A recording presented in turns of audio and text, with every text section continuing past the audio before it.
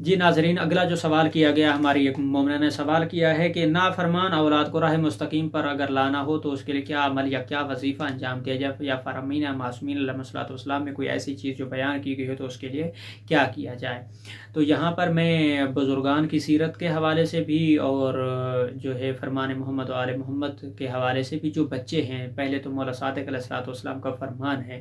مولا فرماتے ہیں کہ بچوں کا جو ذہن ہوتا ہے وہ خالی بنجر زمین کی طرح ہے، جو بیج اس میں بویا جائے گا وہ اسی کو پروان چڑھائے گا، اس سے پہلے کہ فاسد ماحول اس کے اوپر غالب آ جائے آپ اسے دین محمد و آل محمد سے وابستگی عطا کر دے۔ تو اس فرمان سے سب سے پہلی چیز تو یہ ہے کہ اگر دین سے وابستگی ہو اور محمد و آل محمد کی طرف اپنی اولاد اور اپنے بچوں کو راغب کیا جائے اور سیرت محمد و آل محمد سے آگاہی دی جائے تو پھر وہ صراط مستقیم پر ہی رہیں گے۔ اور صراط مستقیم کا پہلا سب سے زینہ یہ کہ قرآن کی تعلیم، دین محمد و آل محمد سے واقفیت، اور اگر کوئی بگڑی ہوئی اولاد ہے یا کوئی پریشان کر رہا ہے یا کوئی ایسی حرکات و سکنات کر رہے ہیں جس سے والدین پریشان ہیں، تو اس کے لیے آیت اللہ بہجت فرماتے ہیں کہ سورۃ انا انزلنا کی پہلی آیت اور آخری آیت،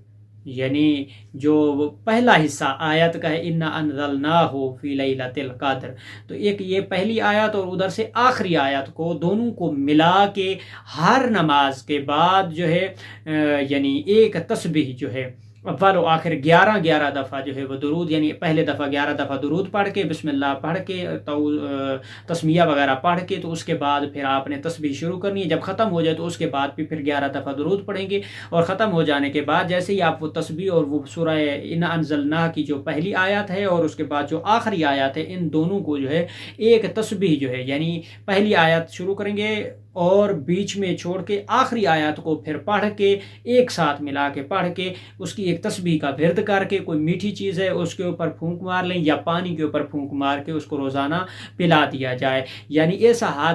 حد تک اور ایسا حالت تک اس عمل کو کیا جائے کہ جب تک آپ کو لگے کہ وہ اپنی سابقہ حالت کے اوپر اور بہتری اس میں آ گئی ہے اور وہ اپنے آپ کو تبدیل کر رہا ہے اور اس کے اوپر اس کا کچھ اثر ہو رہا ہے، اس وقت تک اس عمل کو انجام دیتے رہا جائے، تو وہ اولاد جو بگڑی ہوئی اولاد، جو نافرمان اولاد ہے، یا ماں باپ کا کہنا نہیں مانتی، یا اپنی ذمہ داریوں سے سب کو دوش ہو جاتی ہے، یا اپنے آپ کو جو ہے وہ اصلاً آوارگی کی طرف یا جو ہے ایسی چیزوں کی طرف جو ہے وہ مبتلا کر دیتے ہیں جس سے والدین پریشان ہوتے ہیں، تو اس سے چھٹکارا پانے کے لیے اور اپنی اولاد کو محفوظ رکھنے کے لیے اور برائیوں سے بچانے کے لیے اور ان کی فرما برداری کو اس پیک کے اوپر پہنچانے کے لیے اس عمل کو جو وہ انجام دے سکتے ہیں اور اپنی اولاد کو